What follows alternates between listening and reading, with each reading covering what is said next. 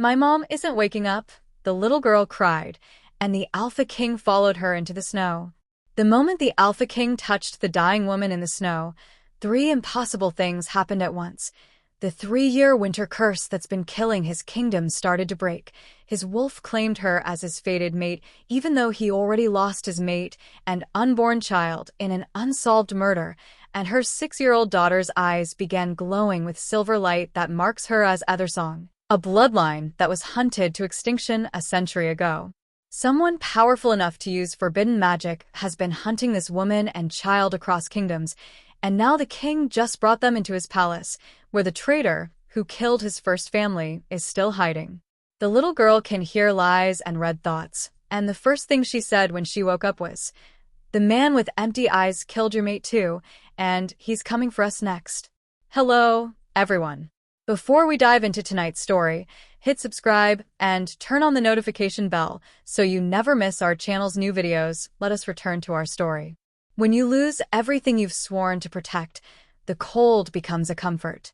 That's what Alpha King Kalar Ironcrest discovered the night his mate and unborn child were murdered in his own palace. Warmth had been a lie. Love had been a weapon used against him. So he let the winter come, let it bury his kingdom in ice and snow, let his people whisper that their king had cursed them all. Because a curse was easier to bear than the truth, that he had failed the only souls who had ever truly mattered. The magistrate's silver eyes gleamed in the dying light of the council chamber, his lean frame casting long shadows across the frozen marble floor. Kalar stood at the frost-covered windows, his broad shoulders rigid as he watched ice crystals crawl across the glass like skeletal fingers. Behind him, the council members shifted in their seats, their nervous breathing forming small clouds in the frigid air. "Your Majesty." Vorian's voice was carefully measured, the tone of a man walking on thin ice. Literally, in this case, the entire palace had become a tomb of frozen stone and bitter cold. "We must discuss the matter of succession. The winter grows worse each year. The people." "The people what, magistrate?" Kalar didn't turn from the window. Beyond the glass, Eldervanes stretched out in endless white. Snow-buried fields where nothing had grown in 3 years. Frozen rivers that once teemed with fish. Villages huddled against the cold, their chimneys smoking desperately as families burned what little fuel they could find. "The people whisper that their king has cursed them, that I've brought this winter upon their heads through sheer spite." The council chamber fell silent. Everyone in Eldervane knew better than to answer that question honestly. Like everyone in the kingdom, wolf and human alike, they were terrified of their king. Stories spread through the realm like frost creeping across stone, how Kalar Ironcrest had executed the entire night guard after his mate's death, how music had been banned from the palace, how even his own beta approached him with the caution one might show a wounded, cornered predator. The Alpha King, who had once been known for his justice and strength, was now feared for his ruthless efficiency and the permanent winter that had settled over his heart and his land. At least the wolves had some protection under pack law, the ancient bonds that kept alphas from slaughtering their own. Humans were merely tolerated now, shadows in a kingdom slowly freezing to death, their lives worth even less than they'd been before grief had transformed their king into something carved from ice and rage. And Kalar? He was considered even worse than cruel. Born to a line of legendary protectors, the Ironcrest Alphas who had defended the North for 3 centuries, yet he had failed to protect his own mate in his own palace. He was the realm's shame twice over. First, for losing his fated mate, Selene, whose laughter had once warmed these halls, whose gentle wisdom had balanced his harder edges, whose blood had stained their bedroom floor while he held her dying body and screamed his anguish to an indifferent moon. Then, for the unborn heir who had never drawn breath, the daughter he would never meet, whose tiny heartbeat had stopped the moment her mother's did, severing not just one life, but 300 years of unbroken Ironcrest succession. His council had accepted him back onto the throne with bitter necessity. What choice did they have? He was still the strongest alpha in the north, still commanded absolute loyalty from the wolf packs, still held the power to crush any rebellion before it began. But a king with a frozen heart ruling over a kingdom that paid the price in endless snow? That was the curse everyone whispered about but dared not speak aloud. Vorian cleared his throat carefully. Your Majesty, I mean no disrespect to the memory of Queen Selene. But the Moon Council's ancient law is clear. A king who remains and bonded past 3 winters must either choose a replacement mate or… Replacement. The word dropped from Kaler's lips like a shard of ice. He finally turned from the window, and several council members visibly flinched at the emptiness in his eyes. You speak of my fated mate as though she were a piece of furniture that can simply be swapped out when it becomes inconvenient. That's not what I… The Moon Council can take their ancient law and shove it down whatever frozen hell spawned it. Kaler's voice remained eerily calm, which somehow made it more terrifying than if he had shouted. I will not dishonor Selene's memory by chaining myself to some political arrangement designed to make the nobility feel better about their dying crops. Magistrate Vorian stepped forward, and there was something in his movement, a calculation, a careful purpose, that made the hair rise on the back of Kaler's neck. His wolf, dormant for 3 years, stirred uneasily. Your Majesty, forgive my bluntness, but this isn't about politics. The kingdom is dying. Not metaphorically, actually dying. The eternal winter that began the night Queen Selene passed has killed hundreds, perhaps thousands. Children freeze in their beds. Livestock perish in the fields. The southern territories talk of secession because they believe their king has abandoned them to freeze as penance for his own grief.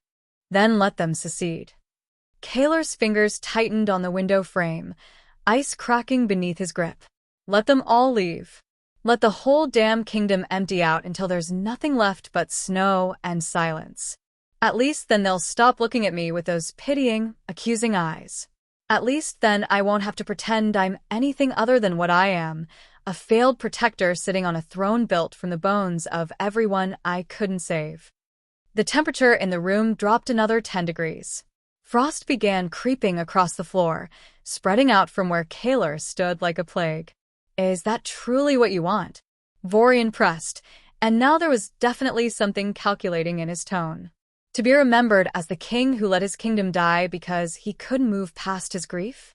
Something about the way the magistrate said it, the faint emphasis on couldn't, the subtle challenge, made Kaler's wolf snarl to attention for the first time in years.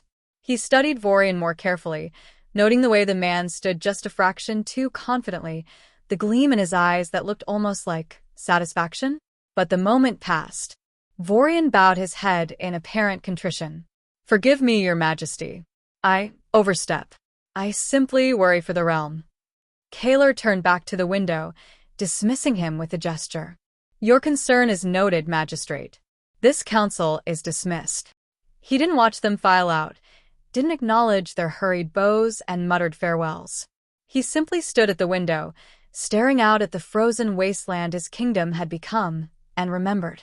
3 years ago, these same windows had looked out on green fields and flowing rivers.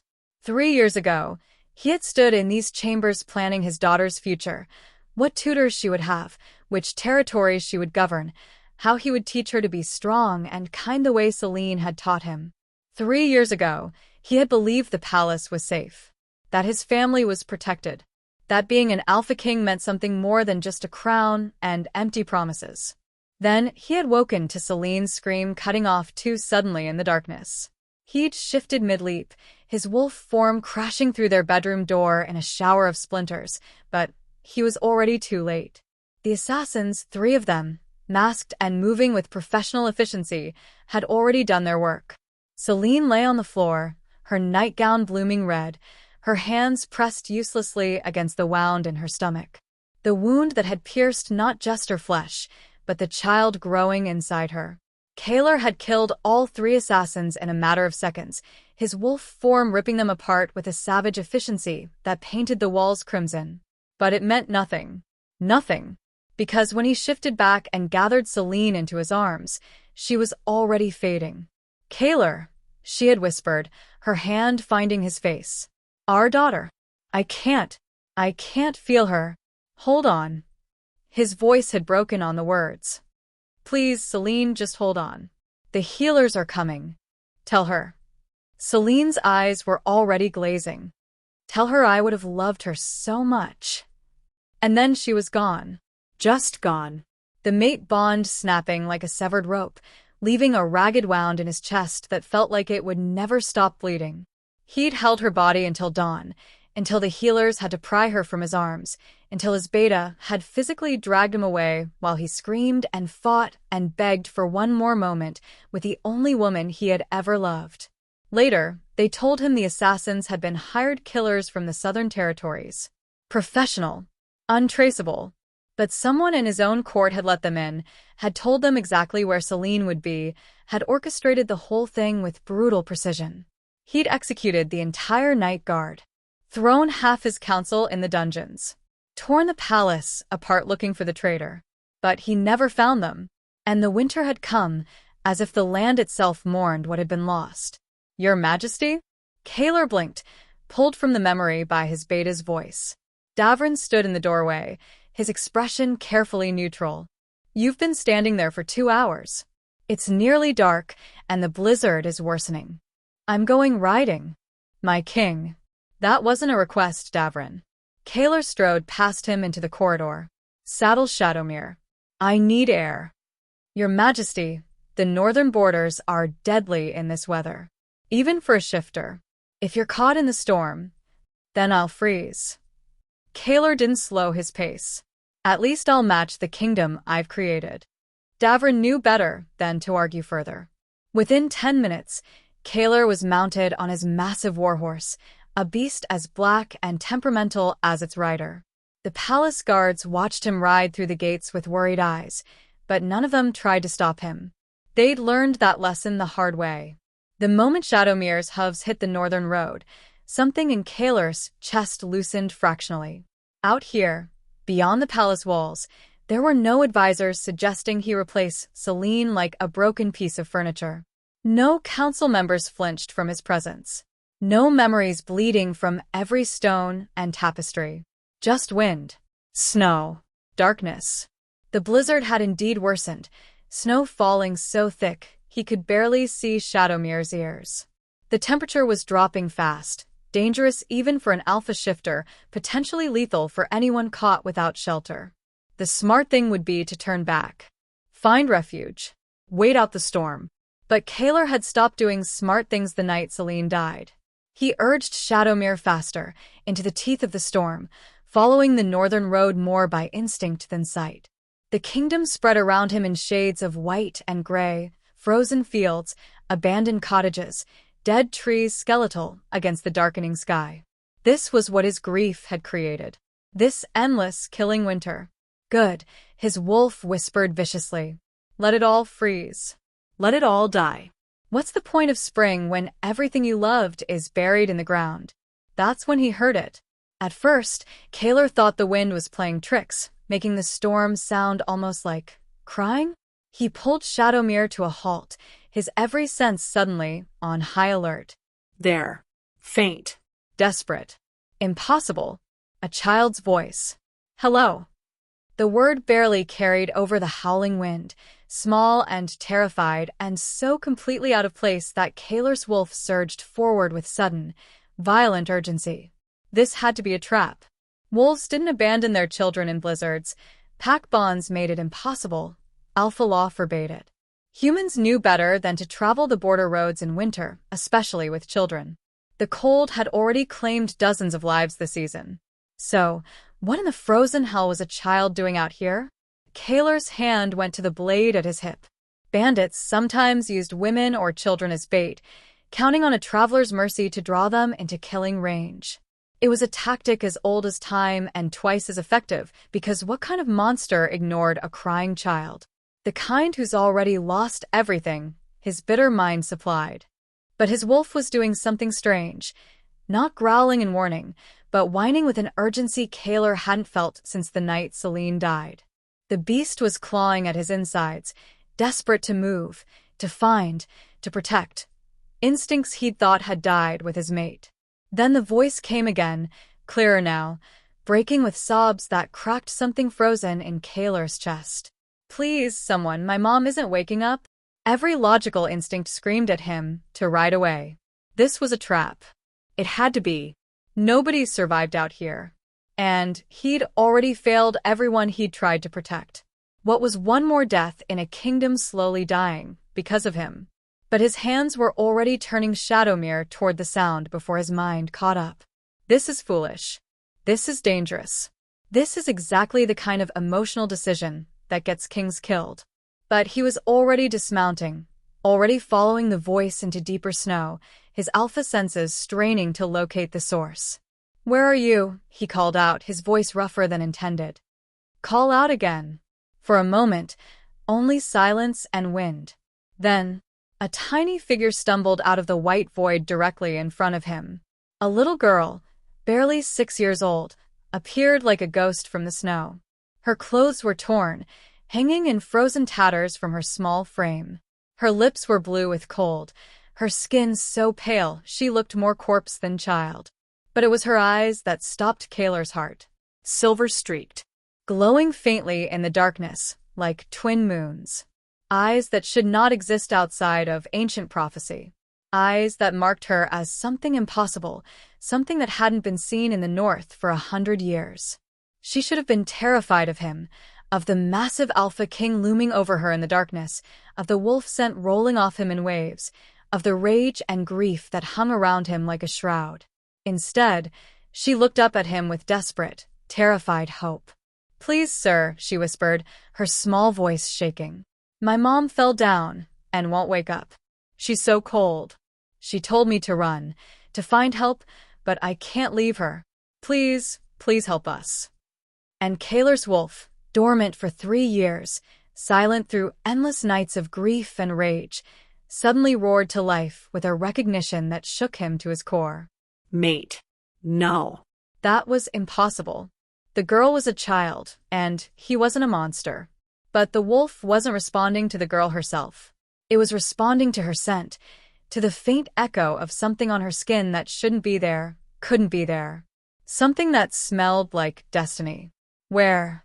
The word came out harsher than Kaler intended, but the child didn't flinch. She simply grabbed his hand with her tiny, freezing fingers and tugged. "This way. Please hurry. She's been lying there so long." And Kaler, who had sworn never to trust again, never to hope again, never to let anyone close enough to hurt him again, found himself following a strange child into a blizzard that could kill them both. Following her toward whatever fate had waiting in the snow. Following her toward the moment that would either destroy him completely or begin to thaw the ice that had consumed his heart. He just didn't know which yet. The child's fingers were like ice against his palm, so cold that Kaler wondered if she'd even survive the walk back to wherever her mother had fallen. But she pulled him forward with surprising strength for someone so small, stumbling through snow that came up to her waist, never once letting go of his hand. "How far?" Kaler had to raise his voice over the wind. "Not far," she gasped, her breath coming in small white clouds. "Just past the trees. She told me to run to the road. Said someone would come. And you came." She said it with such absolute faith that something twisted in Kaler's chest. When was the last time anyone had looked at him with something other than fear or resentment? When was the last time someone had trusted him to save anything? 3 years ago. And look how that turned out. They pushed through a line of frozen pines, branches heavy with snow creating a canopy that blocked what little light remained. The child moved with purpose despite her obvious exhaustion, leading him to a small clearing where Kaler stopped breathing. A woman lay crumpled against the base of a massive oak tree, half buried in snow. At first glance, she looked dead. Her skin was ghost pale, her lips blue, her body utterly still. But it was the way she'd positioned herself that made Kaler's throat tighten. She'd wrapped her cloak around something small before she collapsed. No, not something. Someone. The child must have been huddled against her mother's body, protected by the woman's own freezing flesh until she'd finally been sent to find help. This woman had been dying, and her last conscious act had been to save her daughter. "Mama." The child broke away from Kaler and threw herself down beside the woman, her small hands patting the pale face. "Mama, I brought help. I found someone just like you said. You have to wake up now." Kaler moved forward on instinct, his alpha senses immediately cataloging injuries. Severe hypothermia, malnutrition, exhaustion. But there was something else. Faint scars on her exposed wrists that looked like shackles had once bitten into the skin. And beneath the scent of snow and cold, there was a trace of something darker. Magic. Old magic. The kind used for tracking. Someone had been hunting this woman.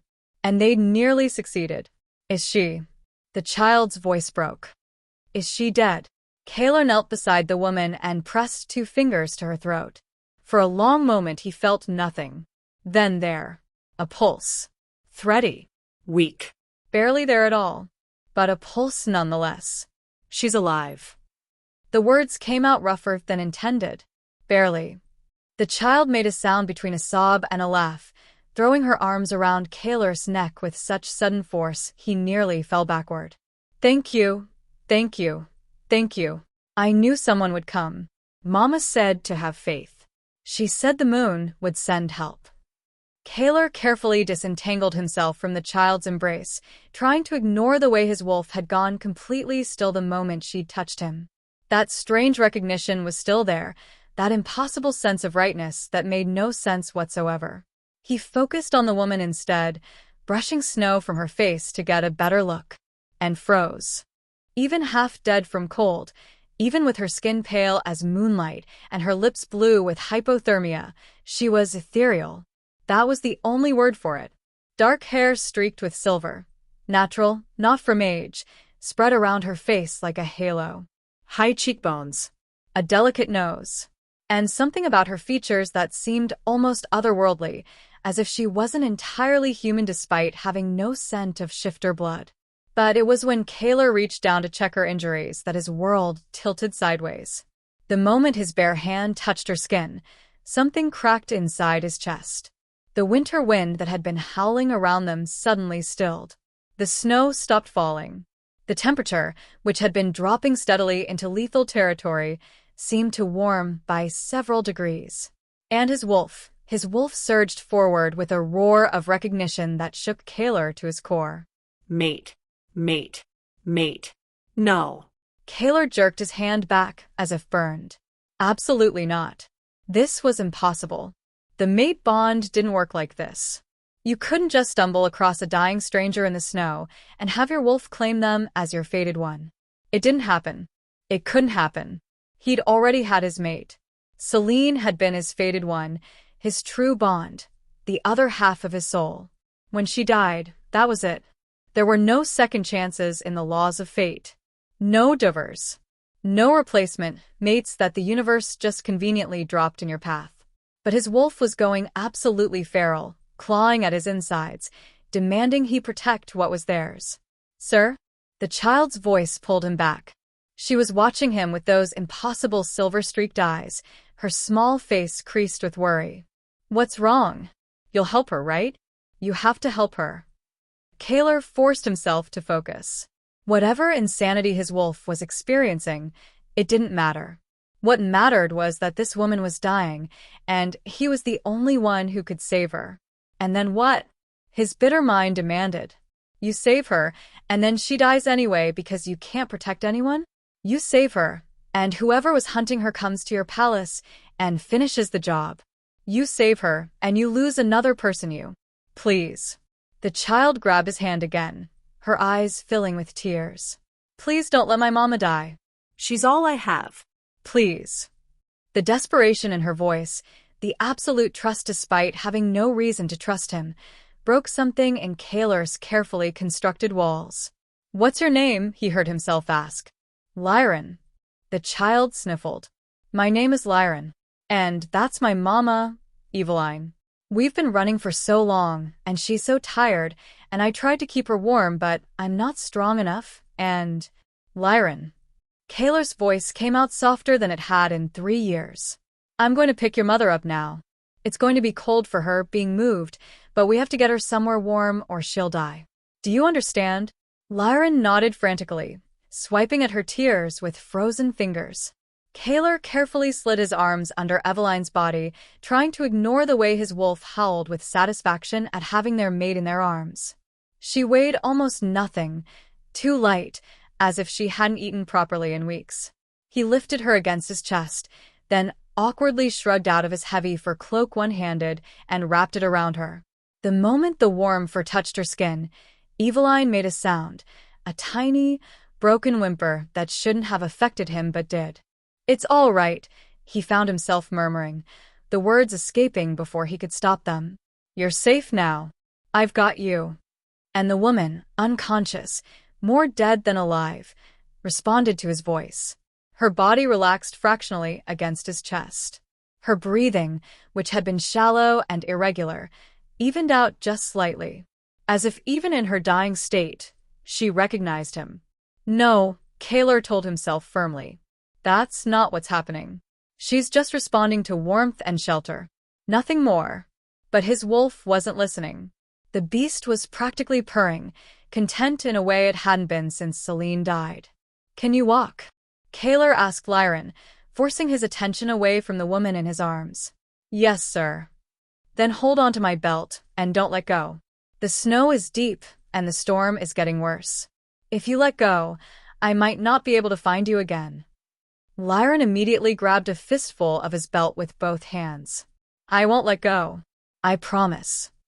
Kaylor started back toward where he'd left Shadowmere, moving as quickly as he dared while carrying Eveline and trying not to jostle her too badly. The child stumbled along behind him, her breathing labored but determined. They found the warhorse exactly where Kaylor had left him, the massive beast pawing impatiently at the snow. Shadowmere's ears pricked forward when he saw what Kaylor was carrying, and the horse did something he'd never done before. He lowered his head and made a soft, worried sound. Even the damn horse could sense something was happening. Kaylor adjusted Eveline in his arms, trying to figure out the logistics of getting them all on the horse, when Lyran tugged on his belt. "Sir? Why does my mama smell like you?" Kaylor went very still. "What?" "Her scent." Lyran tilted her head, those strange silver eyes studying him with unsettling intensity. "It's changing. She used to smell like snow and silver and mama. But now she smells like you too. Like pine trees and winter, and..." The child's brow furrowed. "Like home." This wasn't possible. Scents didn't just change. And there was no way this child, this human child who couldn't possibly have shifted senses, should be able to detect something like that. Unless she wasn't entirely human. Those eyes. That ability to sense scents. The way even his wolf seemed to recognize her. "What are you?" Kayla wanted to ask. "What is your mother? And why does fate keep throwing you in my path?" But there was no time for questions. Eveline's breathing was getting shallower. They needed to move. With some careful maneuvering, Kaylor managed to mount Shadowmere while holding Eveline against his chest. Then he reached down and hauled Lyran up to sit in front of him, the child's small body cradled between his arms. "Hold on to her," he commanded, his voice rough with something he refused to name. "And don't let go." Lyran immediately wrapped her tiny arms around her mother's shoulders, pressing her face against Eveline's neck. "I won't. I promise." "Where are we going?" Kaylor should take them to the nearest village. Drop them with the healers there. Walk away before whatever this was could sink its claws any deeper into his chest. But his wolf snarled at the very thought of leaving them with strangers. And beneath the fur cloak, Eveline made another one of those soft sounds, her head turning slightly toward him, as if seeking his warmth. This is a mistake, his mind warned. This is how you lose everything again. But his mouth was already forming different words. "The palace," he said quietly, urging Shadowmere into motion. "I'm taking you to the palace." And as they rode through the blizzard, a broken king, a dying woman, and a child with impossible eyes, the snow began to fall lighter. The wind began to ease. The killing cold that had gripped Eldervane for 3 solid years began, for the first time, to loosen its hold. As if the winter itself knew something was changing. As if fate had finally decided to offer the Alpha King a second chance. Whether he wanted it or not. The palace gates loomed out of the blizzard like the jaws of some frozen beast, iron bars thick with ice glinting in the torchlight. The guard stationed there stumbled back in shock when they recognized Shadowmere emerging from the storm, and more importantly, what the Alpha King carried. "Your Majesty," The captain of the guard rushed forward, his eyes widening as he took in the unconscious woman cradled against Kaler's chest and the small child tucked in front of him. What? Who? Open the gates, Kaler commanded, his voice cutting through the wind like a blade. Now. The guards scrambled to obey, years of training overriding their shock. The massive gates groaned open, and Shadowmere cantered through into the courtyard beyond. And that's when the real chaos began. Servants who'd been hurrying across the snow-covered courtyard froze mid-step, their eyes going wide. Guards stationed along the walls straightened to attention, hands flying to weapons before they recognized their king. Stable hands rushed forward to take Shadowmere's reins, then stopped short when they saw what Kaler was carrying. Because the Alpha King of Eldervane, the man who had forbidden music, celebrations, and joy of any kind from his palace, had just ridden through a killing blizzard carrying a half-dead woman and a child. The king who hadn't allowed another person into the palace in 3 years. The king who'd sworn to never trust, never care, never open his heart to anyone again. Someone fetch head healer Marin. Kaler dismounted in one fluid motion, somehow managing to keep both Eveline and Lyran secure. And clear the path to the healer's wing. Move. Servants scattered like startled birds. Kaler strode toward the palace entrance, his boots crunching on snow-covered stone, acutely aware of every eye tracking his movement. Let them stare. Let them whisper. He'd deal with the questions later. Right now, Eveline's pulse was getting weaker. The palace door swung open at his approach, spilling warm light across the courtyard. Kaler swept through them without slowing, Lyran still clinging to her mother with desperate determination. "Sir," the child whispered, "is Mama going to be okay?" "I don't know," Kaler answered honestly, because he'd learned 3 years ago that lying about death helped no one. "But we have the best healers in the north. If anyone can save her, they can." The corridors blurred past, familiar halls that Kaler had walked 1,000 times, now filled with shocked faces as word of his arrival spread like wildfire. He ignored them all, focused only on reaching the healer's wing before Eveline's already weak heartbeat gave out entirely. He kicked open the door to the healing chambers with more force than necessary, startling the apprentice healer who'd been organizing supplies. "Get Marin. Now." The apprentice took one look at the unconscious woman in the king's arms and ran. Kaler moved to the nearest bed and carefully laid Eveline down, trying not to notice the way his wolf howled in protest at letting her go. Lyran immediately climbed up beside her mother, small hands patting Eveline's pale face. "Mama? We're somewhere warm now. You can wake up. Please wake up." The desperation in the child's voice made something crack in Kaler's chest. He remembered that feeling, that helpless terror of watching someone you loved slip away while you begged them to stay. He'd held Celine just like this. Had pleaded with her to hold on, to stay with him, to not leave him alone. It hadn't worked then either. "Your Majesty?" Head healer Marin swept into the room, her silver hair pulled back in a practical braid, her sharp eyes immediately assessing the situation. She was one of the few people in the palace who didn't fear Kaler, mainly because she delivered him as a baby and still remembered when he'd been small enough to need her help. "What happened?" "Found them in the snow. The woman is hypothermic, malnourished, exhausted. Possibly more. Save her." Marin moved to the bedside, already pulling supplies from her bag. "And the child?" "The child is fine." Lyran looked up at the healer with those unsettling silver-streaked eyes. "But my mama needs help. Please help her." Something flickered across Marin's face. Recognition? Shock. But she smoothed it away quickly. "Of course, little one. But I need you to step back, so I can work." Can you do that? No. Lyran's grip on her mother tightened. "I can't leave her. What if she wakes up, and I'm not here? What if she's scared?" Kaler found himself moving forward before he'd consciously decided to. He placed a hand on Lyran's shoulder, gently, because the child was half frozen herself and probably fragile as glass. "Your mother won't wake up scared if you're right outside that door," he said quietly. "And healer Marin can work faster if she doesn't have to worry about you watching. Can you be brave for your mother?" Lyran looked up at him with those impossible eyes, searching his face for something. Whatever she found there must have satisfied her, because she slowly nodded. "You'll stay close? You won't leave her?" "I'll be right outside," Kaler heard himself promise. "If anything changes, you'll be the first to know." "Why are you making promises to this child?" his mind demanded. "Why are you getting involved? This is exactly how you lose everything again." But Lyran was already climbing down from the bed, her small hand slipping into his with complete trust. And Kaler, who had sworn to never let anyone close again, found himself gently leading her toward the door. "Work quickly," he told Marin, "and tell me everything you find." The healer was already cutting away Eveline's frozen clothing, revealing skin marked with old scars and new bruises. "Your Majesty, where exactly did you find this woman? Does it matter?" "It might." Marin's voice was grim as she examined Eveline's wrists, where faint scars from shackles were clearly visible. "Because unless I'm very much mistaken, someone has been hunting her for quite some time." Kaler stood outside the healing chamber door, Lyran pressed against his side, her hand still clutching his.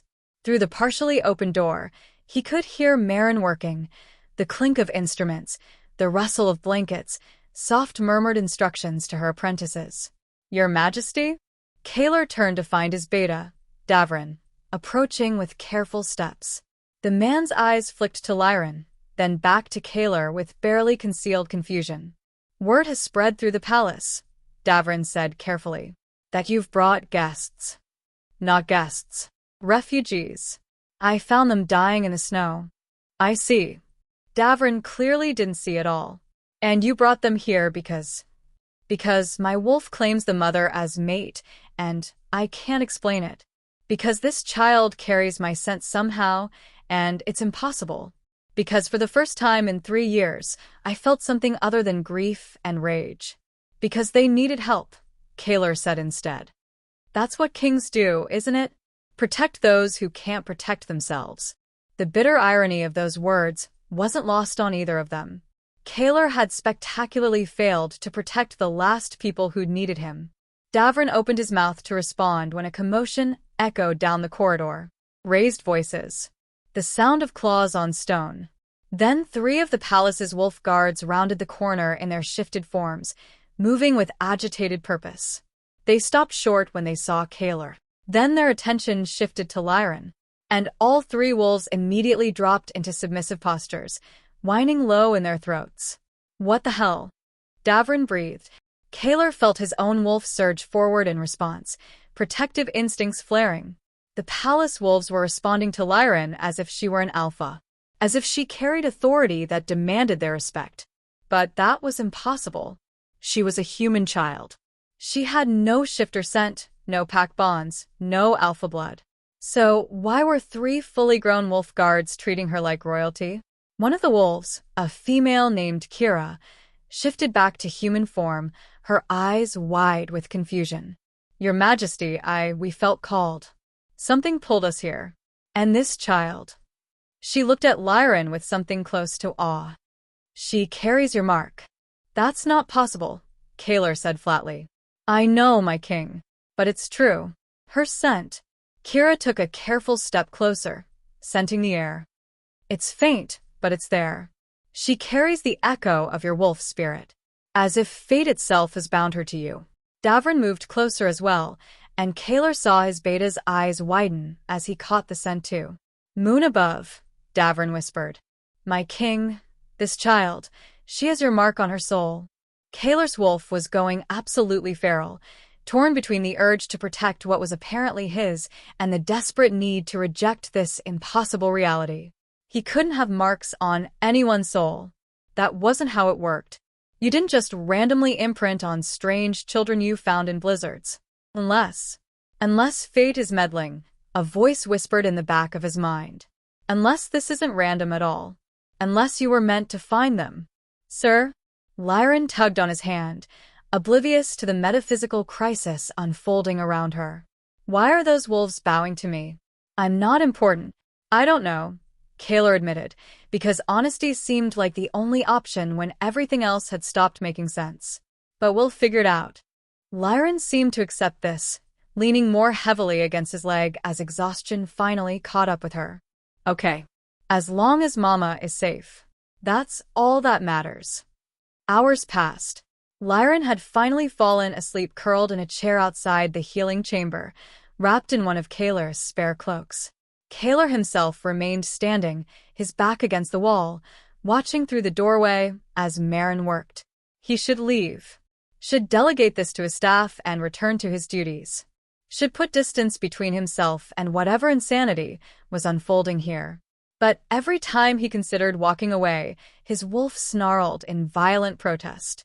And more than that, he'd made a promise to Lyran. A foolish, reckless promise, but a promise nonetheless. Your Majesty. Merrin emerged from the healing chamber, wiping her hands on a cloth. Her expression was grave. We need to talk. Kaeler pushed off from the wall. How is she? Alive. Barely. Merrin gestured for him to follow her a few steps away, out of Lyran's earshot. She's severely malnourished, hasn't had a proper meal in weeks, possibly months. The hypothermia was life-threatening, but she'll survive that. But there's more. Merrin's voice dropped lower. The scars on her body aren't from accidents. Someone has been hunting her, Your Majesty, and they've been using dark magic to do it. Kaeler's hands clenched into fists. What kind of magic? Tracking spells. Blood magic. The kind that leaves residue. Merrin met his eyes. And unless I'm very much mistaken, the kind that's forbidden by every civilized kingdom in the realm. Someone wanted this woman badly enough to break sacred laws to find her. Why? That, Merrin said quietly, is what you need to ask her when she wakes. Because whatever she's running from, it's powerful enough to hunt her across kingdoms. And now you've brought her into your palace. Into his palace. Under his protection. Where his enemies, and apparently hers, could find her. This is a mistake, his mind insisted. Send her away. Before whoever is hunting her comes here. But his wolf growled in immediate rejection. And more than that, Kaeler looked through the doorway at Eveline's unconscious form, at the woman who'd wrapped her dying body around her daughter to keep her warm. At the mother who'd sent her child into a blizzard because she'd had faith that someone would come. Someone had come. And now, for better or worse, they were his responsibility. Keep her stable, Kaeler ordered. And double the guards on this wing. No one gets in or out without my direct approval. Your Majesty. That's not a request, Merrin. The healer studied him for a long moment, then slowly nodded. As you command, my king. As Merrin returned to her patient, Kaeler moved back to where Lyran slept. The child had curled into a tight ball, her small face finally peaceful in sleep. You'll keep her safe, right? He never promised. But he didn't correct her. And now, standing guard over a sleeping child and her dying mother, Kaeler realized he was far deeper than he'd intended. Because somewhere between finding them in the snow and carrying them through his palace gates, he'd stopped thinking of them as strangers. And started thinking of them as his. That night, for the first time in 3 years, the snow stopped falling. Not gradually. Not slowly. It simply stopped. Servants noticed first, rushing to windows in disbelief. The eternal blizzard that had buried Eldervane for 3 solid years had suddenly ceased. The temperature, which had been dropping steadily into lethal territory, began to rise. The palace fires, which had burned cold and dim despite the wood fed to them, suddenly roared to life with actual warmth. What changed? Servants whispered to each other in the corridors. The winter is breaking. What changed? But they all knew the answer. Everyone in the palace knew. Their king had brought someone home. And somehow, impossibly, it was thawing the curse. In the shadows of the upper gallery, Magistrate Vorian watched the healing chamber door with narrowed eyes. He'd heard the reports. The woman. The child. The way the palace wolves were acting was strange. The way the winter had suddenly, inexplicably, begun to loosen its grip. This was a problem. A significant problem. He'd worked too hard, planned too carefully, sacrificed too much to let some random woman and child undo 3 years of careful manipulation. The king was supposed to stay broken, isolated. easier to control. But if this woman was what Vorian suspected she was, if the child carried the power the old text spoke of, then everything was about to collapse. Vorian's fingers drummed against the stone railing as he calculated his next move. He couldn't act too quickly, that would draw suspicion. But he couldn't wait too long either. Because if Kalar bonded to this woman, if the child's power awakened fully, if the king finally found something worth protecting again, Vorian would lose everything. And he'd killed too many people to let that happen now. His hand moved to the hidden pocket inside his robes, fingers brushing against the small vial of poison he always carried. Just in case. Just in case an opportunity presented itself. He smiled in the darkness. Opportunities, he'd learned, could always be created. Eveline woke to the scent of herbs and clean linen, and for one blissful moment, she didn't remember where she was or why every muscle in her body screamed in protest. Then memory crashed back like a physical blow. The snow, the cold, Lyran's terrified face, the certainty that they were both going to die in that frozen wasteland. Her eyes snapped open, and she screamed. Not a cry of pain or confusion, but a raw, animal sound of pure terror that echoed off unfamiliar stone walls. She lurched upright, ignoring the way her vision swam and her body protested, her hands immediately reaching for Mama, Lyran. There. Safe. Alive. Relief hit so hard it nearly knocked Eveline back down. Her daughter rushed toward the bed, and Eveline caught her in shaking arms, pulling the child against her chest as if she could physically merge them into one being that could never be separated. "You're okay?" Eveline gasped, her hands running over Lyran's hair, her face checking for injuries. "You're okay. You're safe. Thank the moon you're safe." "I'm fine, Mama. I'm fine." Lyran squirmed in her grip, trying to pull back. "But you scared me so much. You wouldn't wake up, and you were so cold, and... Where are we?"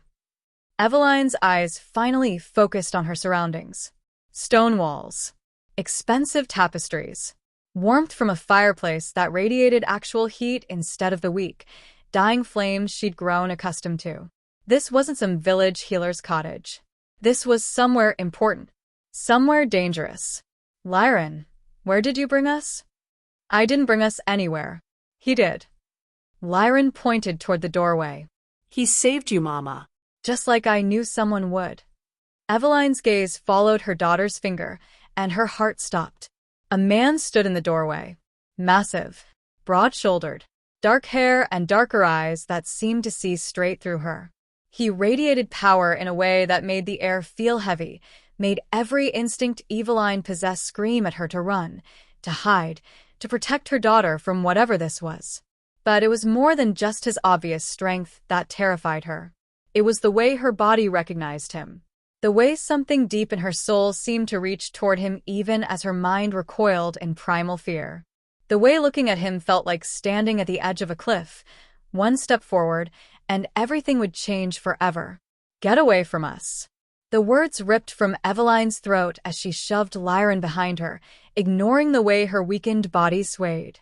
"Don't come any closer." The man went very still. "I'm not going to hurt you. Mama, no." Lyran tried to push past her. "He's the one who saved us. He's behind me, Lyran." Now. Eveline's voice shook, but her grip on her daughter was iron. She couldn't explain the terror clawing at her chest, couldn't rationalize why every cell in her body was screaming danger when looking at this stranger. She just knew, with absolute certainty, that this man was a threat. Not to her body. To something deeper. To her soul itself. The man raised his hand slowly, palms out. "My name is Kalar Arncrest. You collapsed in the snow with your daughter. I brought you both to the palace healers. You've been unconscious for nearly 2 days." Kalar Arncrest. The name hit her like a physical blow. The Alpha King. The ruler of Eldervane. The man whose grief had cursed an entire kingdom. Why would the Alpha King save us? Why would he bring us here? "I don't remember," Eveline said, her mind frantically trying to piece together what had happened. Her last clear memory was running through the blizzard, Lyran's hand in hers, the certainty that they were being hunted. Then nothing. A blank space where memory should be. I don't remember you finding us. I don't remember agreeing to come here. You were unconscious. You couldn't agree to anything. Kaler's voice was carefully neutral, but something flickered in his eyes. Your daughter led me to you. You'd wrapped her in your cloak and told her to find help. Eveline's gaze dropped to Lyran, who nodded frantically. You told me to be brave, Mama. You said someone would come. And he did. He came and he picked you up and brought us here, and the healers made you warm again, and… Lyran. Eveline's hands trembled as she cupped her daughter's face. Do you understand where we are? Who is this man? He's the Alpha King, Lyran said simply. And he saved us. The child's absolute trust made Eveline's chest tight with fear. Because Lyran didn't understand.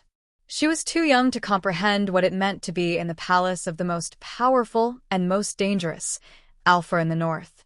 Too innocent to recognize that powerful men didn't help people out of kindness. They helped because they wanted something. And what could the Alpha King possibly want from a woman and child running for their lives? Eveline forced herself to meet Kaler's gaze again, and the moment their eyes locked, something cracked inside her chest. A sensation like ice breaking. Like something frozen beginning to thaw.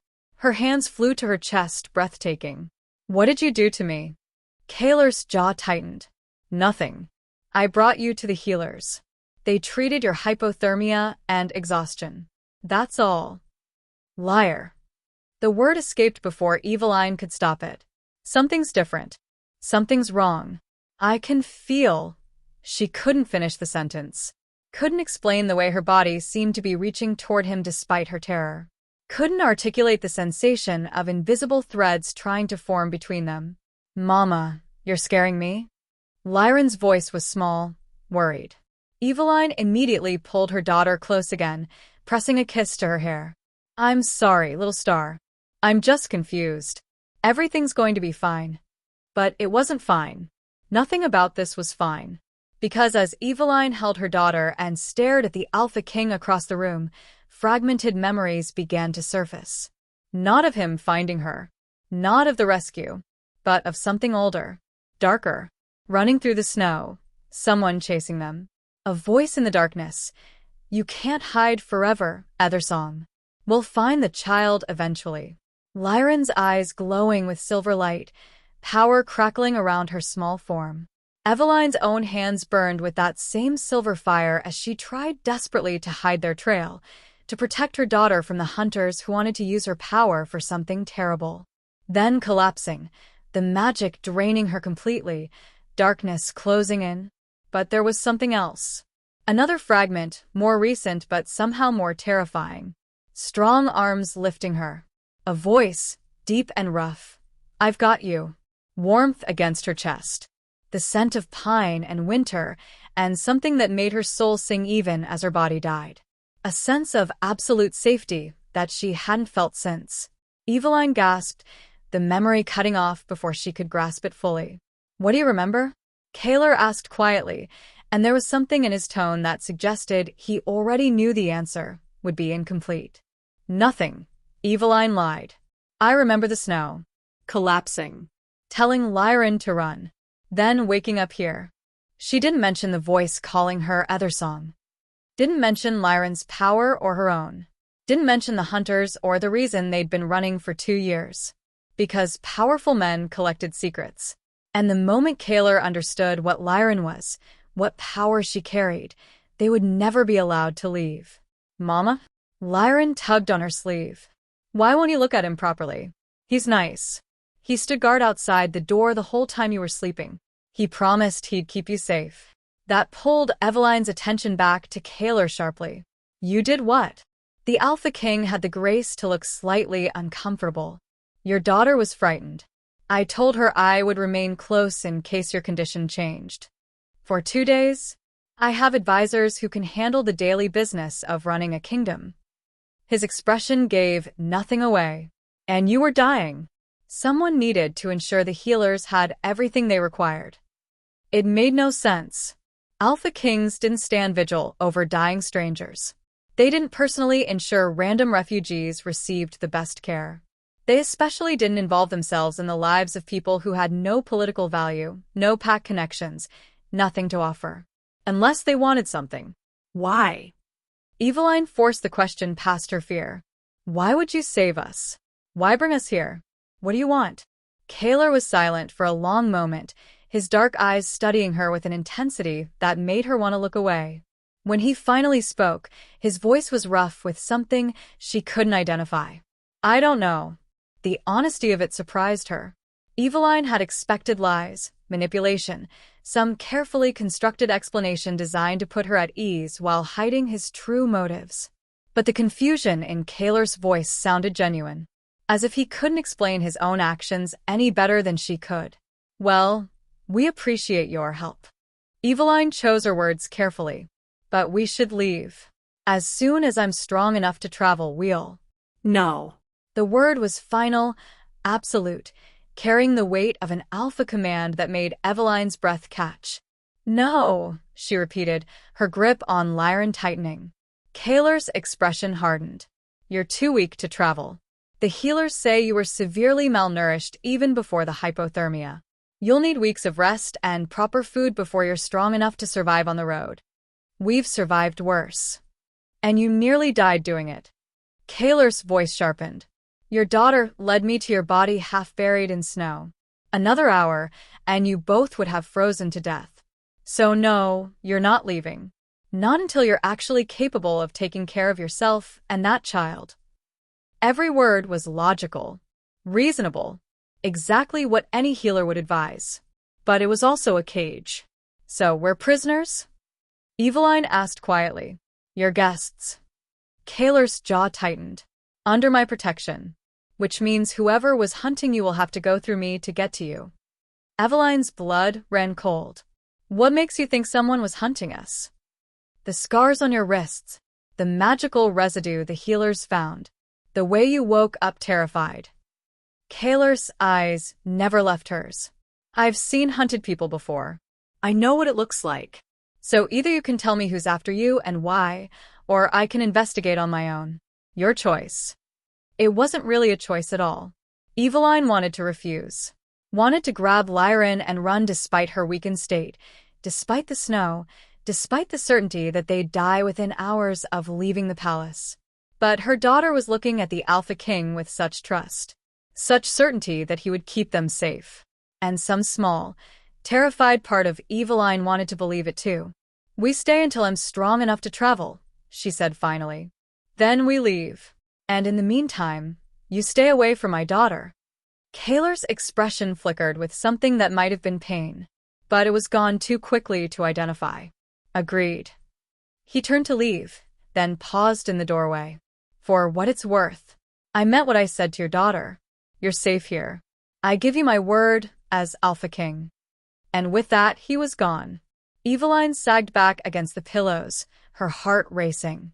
Lyran immediately cuddled against her side, chattering about the palace and the nice healers and how the Alpha King had let her sit in his chair while he stood guard. But Eveline barely heard her. Because when Kaler had given his word, when he'd promised they were safe, something inside her had believed him. And that terrified her more than anything else. In the corridor outside, Kaler pressed his back against the cold stone wall and tried to calm his racing heart. His wolf was going absolutely feral, howling at him to go back in there, to claim what was theirs, to make Eveline understand that she belonged to him. But she'd looked at him with such fear, such certainty that he was a threat. And the worst part? She wasn't wrong. Because Kaler didn't fully understand why he'd saved them. Didn't understand why his wolf had claimed a dying stranger as mate. Didn't understand why this child carried his mark when that should be impossible. All he knew was that the moment he'd touched Eveline, the winter had begun to break. The curse that had gripped his kingdom for 3 years had started to loosen, which meant she was either his salvation or his doom. And he needed to figure out which before whoever was hunting her came to finish the job. Your Majesty? Kaler looked up to find Magistrate Vorian approaching with careful steps. I hear our guests are awake, Vorian said smoothly. How fortunate. I was hoping to meet the woman who's caused such a stir in the palace. Every instinct Kaler possessed screamed a warning. She's recovering. No visitors. Of course, of course. Vorian bowed his head. I simply thought, given the unusual circumstances, the council might want to know more about these refugees. For security purposes, you understand. Kaler understood perfectly. Vorian wanted information. Wanted to know who Eveline was, why she was here, what threat she might pose to his carefully maintained control over the court. Tell the council, Kaler said coldly, that I will inform them of anything they need to know when I deem it necessary. Until then, the woman and child are under my personal protection. Anyone who bothers them will answer me directly. It was as clear a warning as Kaler had ever issued. Vorian's smile never wavered. Of course, Your Majesty. Your word is law. But as the magistrate walked away, Kaler caught the flash of something dark in the man's eyes. Calculation. Planning. Intent. And Kaler made a mental note to have Vorian watched very, very carefully. Because his wolf's instincts were screaming that the danger to Eveline and Lyran wasn't just from whoever had been hunting them. It was already inside the palace walls. Kaler found Talon in the shadows where he always was, unseen, unheard, gathering information like a spider gathering silk. The Shadow Guard had served the Ironcrest line for 2 generations, and if anyone could uncover Eveline's secrets, it was him. I need you to find out everything about the woman and child I brought to the palace, Kaler said, without preamble. Where they came from. Who's hunting them? Why? Talon's dark eyes gleamed with interest. The woman who broke the winter? The woman who's being hunted by people who use forbidden magic. Kaler's jaw tightened. And I need to know who they are before they come here looking for her. Understood, my king. Talon melted back into the shadows. I'll have answers within 3 days. You have 2. Because Kaler's instincts were screaming that time was running out. That whoever wanted Eveline and Lyran dead wouldn't wait long to finish the job. 2 days later, Eveline was strong enough to leave the healing wing. Marin had insisted she move to proper guest quarters, rooms in the palace's east wing that were warm, comfortable, and far enough from the main corridors that Lyran could run and play without disturbing the court. Eveline hated accepting the kindness. Hated feeling indebted to the Alpha King whose very presence made her skin prickle with awareness and her heart race with inexplicable fear. But she also couldn't deny that Lyran was happier than she'd been in 2 years. The child had warm clothes, regular meals, and safety. 3 things Eveline had been unable to provide while they were running. So she stayed. And tried to ignore the way her body seemed hyper-aware of Kaler's presence whenever he was near. He came to their quarters on the 3rd evening, his knock formal and careful. Eveline considered not answering, but Lyran was already rushing to the door. Your Majesty, the child beamed up at him. Did you come to read with me again? Again?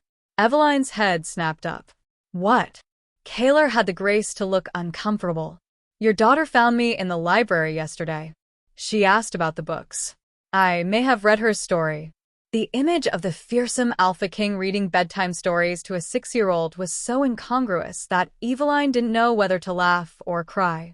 Lyran, go play in your room for a moment, Eveline said quietly. The Alpha King and I need to talk. Lyran's face fell, but she obeyed, casting worried glances over her shoulder as she retreated to the smaller adjoining chamber. The moment the door closed, Eveline turned to Kaler. You can't do that. Read to your daughter? Get attached to her. Eveline's voice was low, urgent. We're leaving as soon as I'm strong enough. You know that. And when we go, it will hurt her if she's formed a bond with you. Something flickered in Kaler's eyes. Pain, quickly suppressed. And what if I don't want you to leave? The words hung in the air between them, heavy with implications neither of them was ready to examine. That's not your choice, Eveline said finally. Isn't it? You're in my palace. Under my protection. I could order you to stay. Then I'd be a prisoner. Is that what you want? Kaler was silent for a long moment. When he spoke, his voice was rough. I want to know who's hunting you. I want to understand why my entire kingdom responded to your presence. He stopped, jaw clenching. I need you to tell me the truth, Eveline. All of it. She wanted to refuse. Wanted to keep her secrets locked away where they couldn't be used against her. But the way he said her name, like a prayer and a curse combined, made something crack in her carefully maintained walls. Sit down, she said quietly. This is going to take a while. Eveline told him the partial truth. The safe version of events that wouldn't reveal too much, but might satisfy his curiosity enough to let them leave. She'd been running for 2 years. Lyron's father, a kind man named Marcus who'd loved them both, had died protecting them from hunters. Men who wanted Lyron for reasons Eveline didn't fully understand. Something about her daughter's bloodline. About power she might carry. They found us in every town we settled in, Eveline said, staring at her hands. We'd find work, start to build a life, and then they'd come. Always at night. Always with magic that left traces we couldn't quite wash away. Why Lyron? Kaylor asked. What's special about her bloodline? I don't know. The lie tasted bitter on her tongue. Marcus never had time to explain before they killed him. He just said to run. To keep her hidden. To never let them take her. It wasn't entirely false. Marcus had said those things. But Eveline knew more than she was admitting. Knew about the Ethersong blood in her veins. Knew about the power that had skipped her generation but bloomed in her daughter. Knew that Lyron could do things that would make her invaluable to anyone seeking to control the wolf kingdoms. But if Kaylor learned the full truth, you have no family, he asked. No pack bonds? Nowhere else to go. No one. Eveline's voice was flat. My parents died when I was young. Marcus was human, no pack connections. It's just been Lyron and me for 2 years. And now I don't even know if the hunters are still following us, or if collapsing in your territory finally threw them off our trail. Kaylor leaned forward, his eyes intense. If they come here, they'll have to go through me. You understand that, right? You're under my protection now. Both of you. Why? The question burst out before Eveline could stop it. Why do you care? We're nobody. Refugees who nearly died in your snow. Why would the Alpha King personally involve himself in protecting us? Because, Kaylor stopped, his jaw working as if the words were fighting to escape. Because my wolf won't let me walk away. Because your daughter carries my mark somehow. Because when I touch you, the curse that's been killing my kingdom starts to break. Take your pick.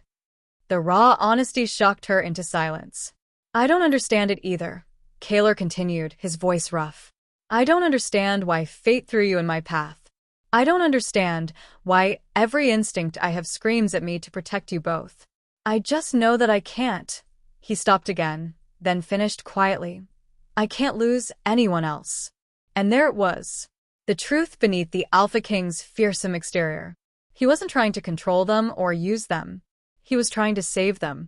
Because he hadn't been able to save his mate and child. Eveline's throat tightened with unexpected sympathy. I'm sorry. About your mate. About your daughter. I heard the stories, but I didn't. Don't. Kaylor stood abruptly. Don't pity me. I've had enough of that to last several lifetimes. Before Eveline could respond, Lyron's door burst open. Mama. That man is lying. Both adults turned to stare at the child, who was pointing at the doorway where a servant stood frozen, a tray of food in his hands. Lyron, what? He said he brought fresh bread from the kitchens, but that's not true. Lyron's silver-streaked eyes were bright with certainty. He's lying. I can feel it. The words taste wrong. The servant's face went pale. Your Majesty, I don't know what the child means. Put down the tray, Kaylor commanded, his voice dropping into alpha authority. Slowly. The servant's hands shook as he set the tray on the table. The moment it left his grip, Kaylor moved, faster than Eveline's eyes could track, and had the man pinned against the wall. What did you put in the food? Nothing. I swear, Your Majesty. I just brought. He's still lying, Lyron insisted. The words are all twisted. They feel wrong. Kaylor's eyes flashed gold, his wolf rising to the surface. Last chance. What did you put in the food, and who told you to do it? The servant crumbled. Just sleeping herbs. I swear, just herbs. The magistrate said the woman needed rest, that she was still recovering, that a good night's sleep would help. Vorian. Kaler's voice was deadly quiet. Vorian told you to drug my guests. He said it was for her health. I wouldn't. Kaler released him, with a sound of disgust. Get out. And tell the magistrate I want to see him in my study. Now. The servant fled. Eveline stared at her daughter, her mind reeling. Lyran, how did you know he was lying? I just did. Lyran looked confused by the question. His words didn't match his feelings. They never do when people lie. Can't everyone tell? No. Everyone could not tell. But other song children could. Eveline's blood ran cold. Lyran's power was awakening. Here. Now. In the one place where too many people might notice. She can sense lies, Kaler said quietly, watching Lyran with fascination rather than fear. That's rare. Extremely rare. It's nothing, Eveline said quickly. Children sometimes have active imaginations. Don't. Kaler's eyes met hers. Don't lie to me about this. Not when someone just tried to drug you in my own palace. Not when your daughter clearly has abilities that could keep you both safe. Before Eveline could respond, Lyran spoke up again. Mama, why are there wolves in the walls? What? The wolves. In the walls. Lyran pointed at the stone. They're talking about the Alpha King. They're worried about him. They think he's been sad for too long. Kaler went very still. What are the wolves saying, Lyran? The child tilted her head, listening to something only she could hear. They say you smell different now. Like winter ending. They say the sad smell is going away and the alive smell is coming back. Her nose wrinkled. They use different words than people. It's hard to explain.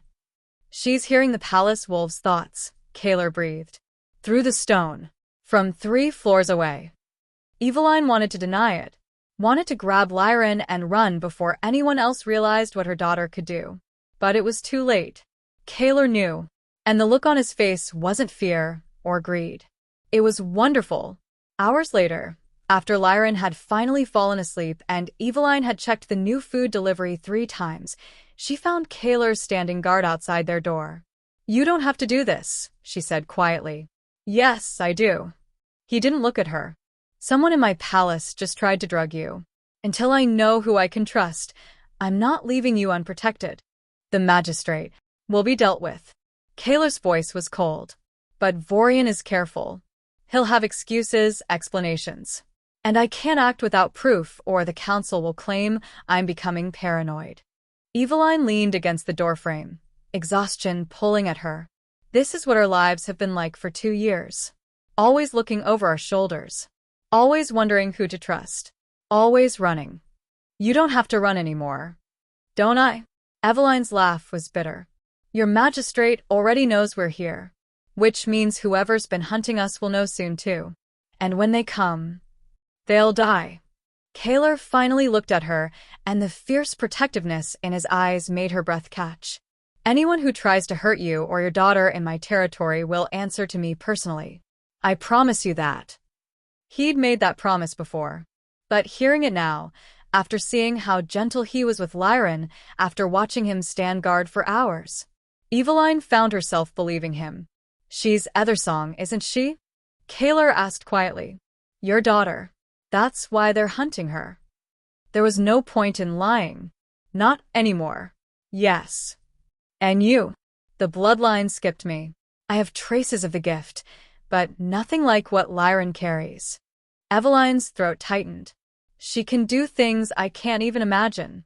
And as she gets older, her power will grow stronger. Which makes her invaluable, Kaler finished. To anyone who wants to control the wolf kingdoms. To anyone who wants to see into hearts and hear thoughts and know truths that people try to hide. Yes.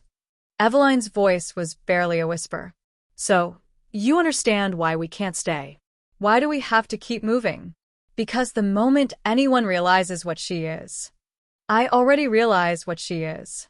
Kaler's voice was firm. And I'm still telling you to stay. Why would you risk your kingdom for us? Because, he stopped, frustration flickering across his face. Then, quieter. Because in 3 days, you and your daughter have done what 3 years of trying couldn't accomplish. You've started to break the curse. You've given my people hope. You've made me feel something other than grief for the first time since Celine died. The honesty in his words stole her breath. I can't be your salvation, Eveline whispered. I can barely save myself. Maybe we can save each other. Before she could respond, he turned and walked away, leaving her standing in the doorway with her heart pounding and her defenses crumbling. In the shadows of the upper gallery, Magistrate Vorian watched the Alpha King retreat to his chambers. His hands clenched into fists as he calculated his next move. The servant had failed. The woman was still awake, still healthy, still drawing the king further from Vorian's control. And the child with her Ethersong powers was awakening faster than expected. This was a disaster. Vorian moved to his private study and pulled out a coded message. His hands shook slightly as he wrote, "The Ethersong woman lives.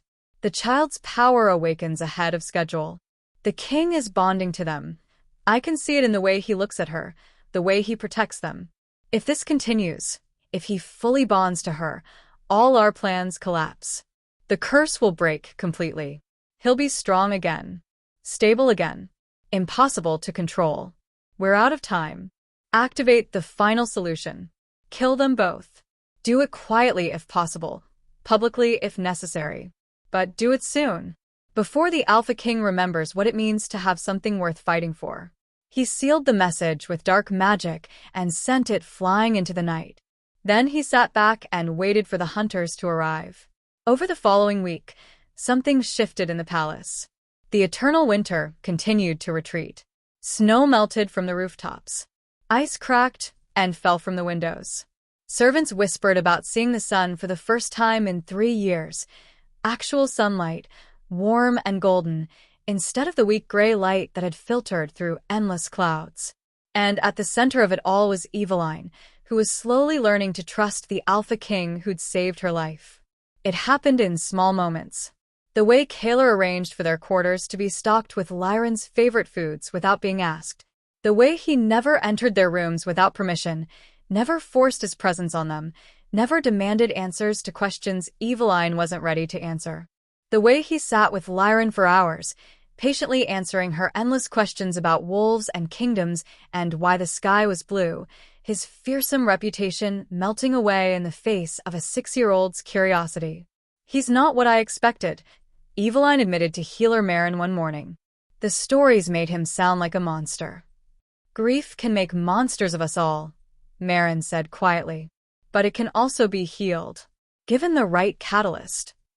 She gave Eveline a meaningful look that made her cheeks flush. 3 days after Lyran's power had fully manifested, Kaler issued a formal decree. Eveline and Lyran were under royal protection. Anyone who threatened them would be tried for treason. The announcement sent shockwaves through the court, but it also meant they were safe. Safe as anyone could be in a palace full of political intrigue. That afternoon, Eveline found herself wandering the palace gardens, drawn by rumors that something impossible had happened. She stopped at the entrance, her breath catching. Flowers. For the first time in 3 years, the royal gardens were blooming. Roses and lilies and winter jasmine pushing through the melting snow, their colors impossibly bright against the white landscape. The air smelled of earth and growing things instead of just ice and despair. "Beautiful, isn't it?" Eveline turned to find Kaler standing a respectful distance away, his eyes on the flowers rather than her. "How is this possible?" she asked. "The healers think it's connected to you."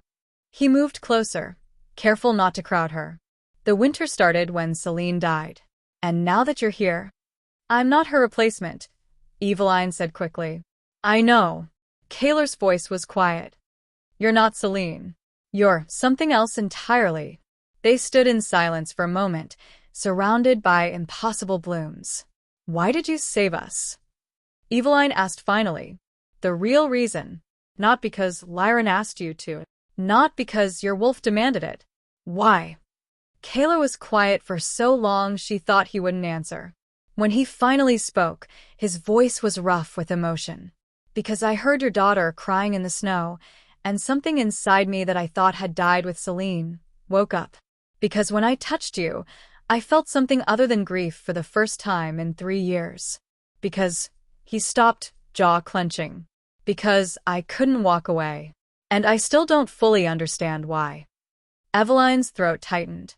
Lyron's father was a good man. Marcus. He was human, no pack bonds, no alpha blood. Just, kind, patient. He loved us both completely, and when the hunters came, he fought them knowing he couldn't win. Just to buy us time to run. I'm sorry you lost him. I'm sorry you lost Celine. Eveline turned to face him fully. Lyron told me about her. About how much you loved her. About the baby, her voice caught. I can't imagine that pain. Her name was going to be Arya. The words seemed torn from Kaylor's chest. We'd just chosen it the week before. She would have had Celine's eyes and my stubborn temper, and he stopped, breathing hard. I haven't said her name out loud since the funeral. Celine's, yes. But never my daughter's. Without thinking, Eveline reached out and touched his arm. The moment her fingers made contact, that strange sensation sparked between them again, like lightning, like fate, like something inevitable finally falling into place. Kaylor's hand came up to cover hers, his eyes intense. Eveline. I feel it too, she whispered. Whatever this is. I feel it, and it terrifies me. Why? Because everyone I've ever cared about has died protecting me or Lyron. Because getting close to people gets them killed. Because I can't, her voice broke. I can't lose anyone else either. They stood frozen, hands touching, surrounded by flowers that shouldn't exist. Kaylor's free hand rose slowly, carefully, giving her every chance to pull away. His fingers brushed her cheek with devastating gentleness. I won't force what you're not ready to give, he said quietly. But I need you to know, whatever this bond is between us, it's real. And it's not going away. Eveline's breath caught as he leaned closer, his intention clear. For one wild moment, she wanted to close the distance, wanted to find out what it would feel like to kiss this broken king who'd somehow started putting himself back together. But fear won. She pulled back, and Kaylor let her go immediately. I'm sorry, she whispered. I need time. Take all the time you need. His voice was rough, but understanding. I'm not going anywhere. That night, Lyron's screams woke the entire wing. Eveline rushed to her daughter's bedside, but Kaylor got there first, having maintained his vigil outside their door. The child was thrashing in her sleep, her silver-streaked eyes glowing even through closed lids. The man with empty eyes, Lyron sobbed. He's coming. He wants to take me. He wants to hurt Mama. He's the one. Her eyes snapped open, focusing on Kaylor with terrifying clarity. He's the one who hurt your first family too. The man with empty eyes. He's the reason for all the cold. He made it happen. He wanted you broken. I shot through Kaylor's veins. What man, Lyron? Who are you seeing? The one who pretends to help but really hurts. The one with the silver eyes and empty heart.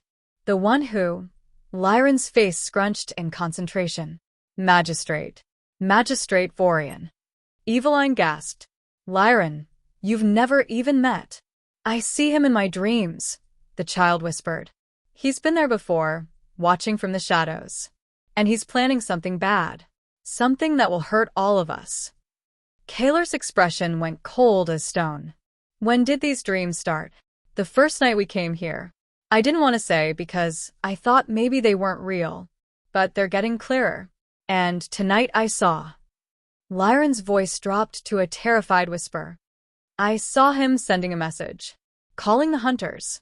Telling them where we are. Before Kaylor could respond, Talon materialized from the shadows, his face grim. Your Majesty. We have a problem. I've been investigating Magistrate Vorian, as you requested. He handed over a stack of documents. The night your mate was killed, Vorian was in charge of palace security. He personally assigned the guards. He personally chose the rotation schedule. And 3 of the guards who were supposed to be protecting the royal wing that night? They disappeared the next day. Bodies never found. Kaler's hands trembled as he read the reports. 3 years. 3 years he'd been grieving, and the man responsible had been standing at his right hand the entire time. There's more, Talon said quietly.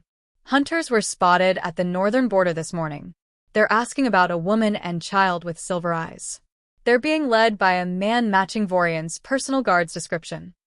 The pieces fell into place with terrible clarity. Vorian had killed Selene to keep Kaler broken and controllable, and now he'd called the hunters here to finish what he'd started, to kill Eveline and Lyran before they could heal the king he'd worked so hard to destroy. Kaler stood slowly, his wolf rising to the surface. How long until the hunters reach the palace? 2 days. Maybe less. Then we have 2 days to prepare. Kaler looked at Eveline, his eyes blazing with determination and barely controlled rage. I failed to protect my first family. I won't fail to protect you. I swear it on my life, on my crown, on everything I am. They will not take you or Lyran. Not while I still breathe. And for the first time since they'd met, Eveline didn't question him. She believed him. The next morning, Kaler ordered Eveline and Lyran moved to the inner sanctuary, the most fortified part of the palace, a stone fortress within a fortress that had never been breached in 300 years of Ironcrest rule. Eveline refused. I won't be caged, she said, her voice shaking but firm. I've spent 2 years running, hiding, living in fear. I won't do it anymore. Not even in a gilded cage. This isn't about caging you. Kaler's patience was wearing thin, his wolf on edge with the knowledge that hunters were closing in. This is about keeping you alive. The sanctuary has one entrance, walls 10 feet thick, and guards I trust with my life. It's the safest place in the kingdom. It's also a trap. Eveline's eyes flashed. 1 entrance means 1 exit. If Vorian's involved, if he can disable your guards like he did 3 years ago, we'd be sitting targets. At least here we have options. We can run if we need to. You're not running anymore.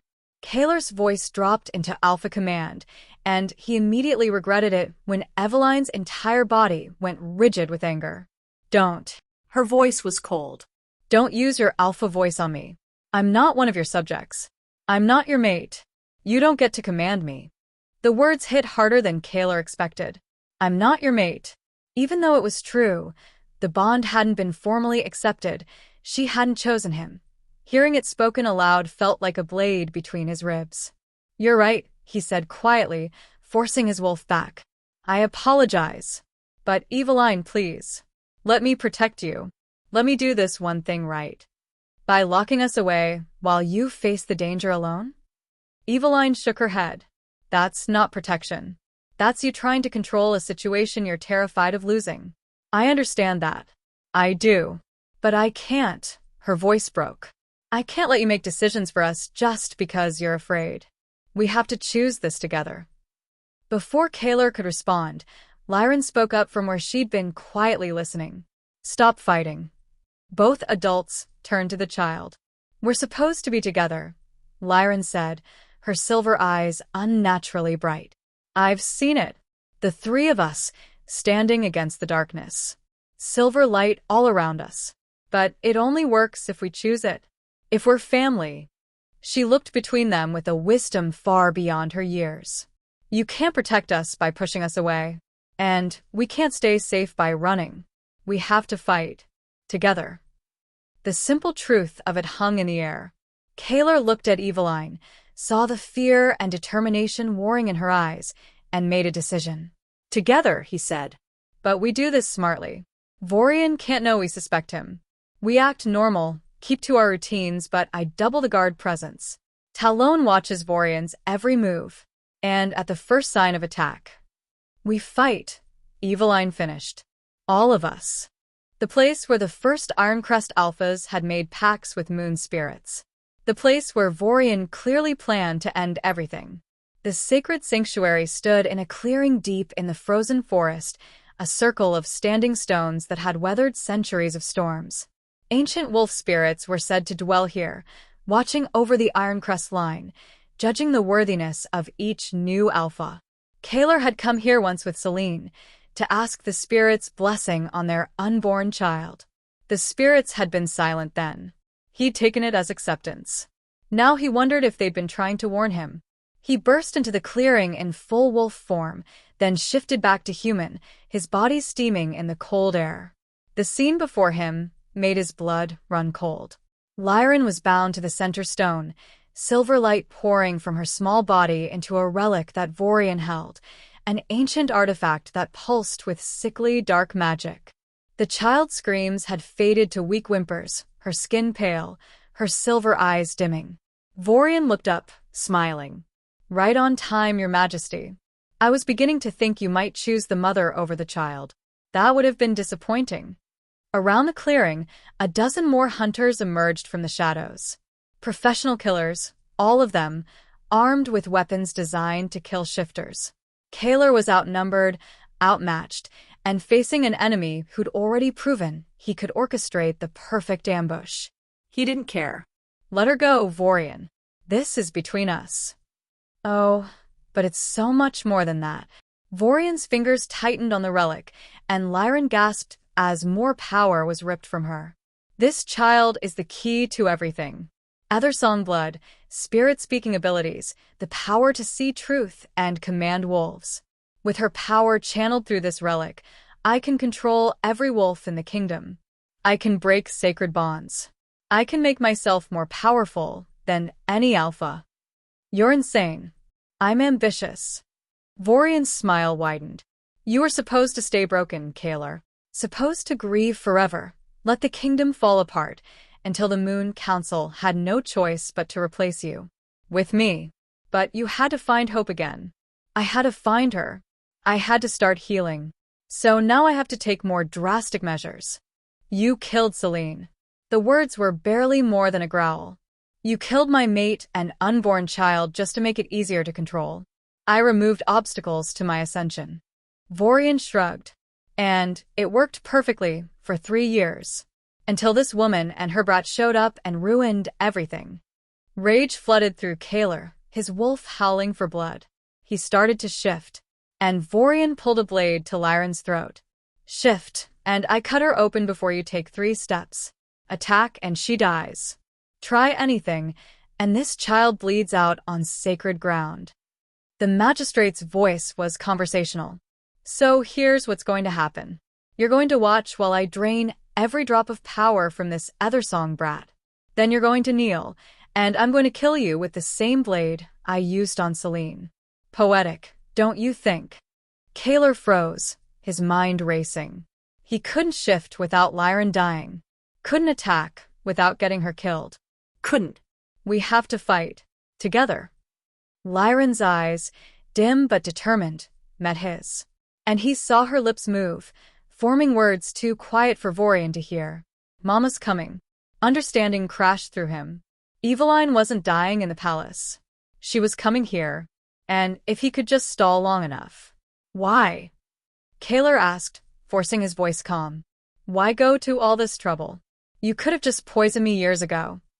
"Because I needed you broken, not dead." Vorian gestured at the clearing, at the standing stones. "I needed the kingdom weak, the spirit silent, the old bonds fractured. A murdered king becomes a martyr. A grieving king becomes a cautionary tale. And a kingdom ruled by grief is a kingdom ready for new leadership." "Keep him talking. Keep him distracted." "The winter curse," Kaler said. "That was never about my grief, was it? You did something. Used dark magic to amplify your pain, yes. To tie your grief to the land itself." Vorian looked almost proud. "Every moment you mourned Celine, the curse grew stronger. Every tear you shed fed the magic. It was beautiful, really. Self-sustaining. Endless. Until that woman showed up and started breaking it with her Ethersong blood." Behind Vorian, in the shadows between the standing stones, something moved. Eveline. She was pale, wounded, swaying on her feet. But her hands burned with silver light, stronger now, more focused. And her eyes met Kaler's with fierce determination. "Together," she mouthed. Kaler's wolf steadied. His rage crystallized into cold focus. You made one mistake, Vorian, he said quietly. Oh, And what's that? You assumed I'd choose between them. Kayla smiled, and it was all teeth. You assumed I'd learn nothing from losing Celine. But I learned the most important lesson of all. Which is that sometimes, to save the people you love, you have to be willing to sacrifice everything. Even yourself. And Kaylor did something he'd sworn never to do again. He surrendered. Not to Vorian. To the bond. He dropped every wall, every defense, every bit of careful control he'd maintained since Eveline had arrived. He let the mate bond that had been trying to form between them snap into place with devastating completeness. Silver light exploded from his chest, reaching across the clearing to Eveline. Her eyes went wide as the bond locked into place, their souls recognizing each other, their powers merging. No. Vorian lunged for Lyran with the blade, but he was too slow. Because Eveline wasn't fighting alone anymore. She had an alpha mate's strength flowing through her veins now, and had Kaylor's wolf spirit backing her power. Her silver light blazed like the sun, and when she threw her hands forward, it wasn't a shield. It was a weapon. The blast of Ethersong power hit Vorian like a physical blow, sending him flying backward. The relic tumbled from his grip. The blade clattered away, and Lyran, freed from the draining magic, screamed. Not in pain. In fury. The child's power, no longer being suppressed, exploded outward. Every standing stone in the clearing lit up with silver fire. The ancient wolf spirits that had been silent for 3 years suddenly manifested, massive, ethereal forms made of moonlight and shadow, their eyes blazing with judgment. They'd been watching, waiting, testing, and now they'd seen enough. Vorian scrambled backward, his face pale. no.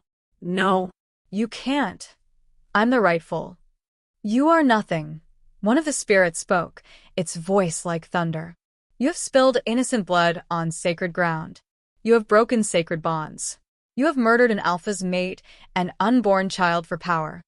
The punishment, another spirit intoned, is eternal. Shadows erupted from the ground, wrapping around Vorian's legs, his waist, his chest. He screamed as they began to drag him down, into the earth, into whatever punishment the ancient spirits had decreed. Kaylor, he shrieked. Your Majesty, please. I served your family for 20 years. Show mercy. Kaylor walked to where Vorian was being consumed by shadow. His face was cold, emotionless. You killed my mate, he said quietly. You killed my unborn daughter. You tried to kill the woman and child who gave me reason to live again. There is no mercy for you. Only justice.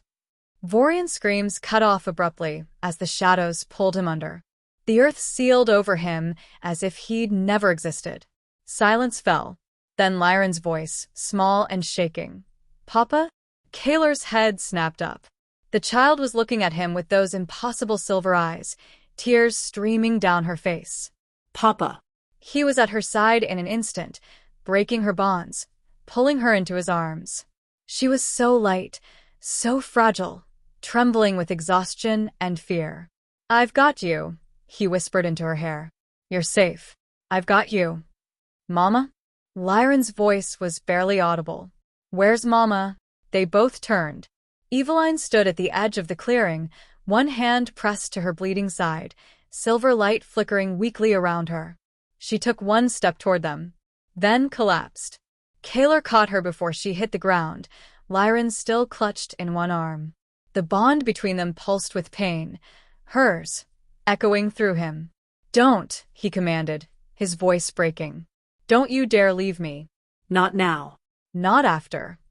Our daughter, Eveline whispered, her hand coming up to touch Lyran's face. She's safe. She's safe. We're all safe. But you need to hold on. The healers are coming. You just need to. Kaylor. Her eyes met his, and despite the pain, despite the blood, she smiled. You came for us. For both of us. Always. The word was a vow. I will always come for you. Both of you. You're mine. My mate. My family. I know.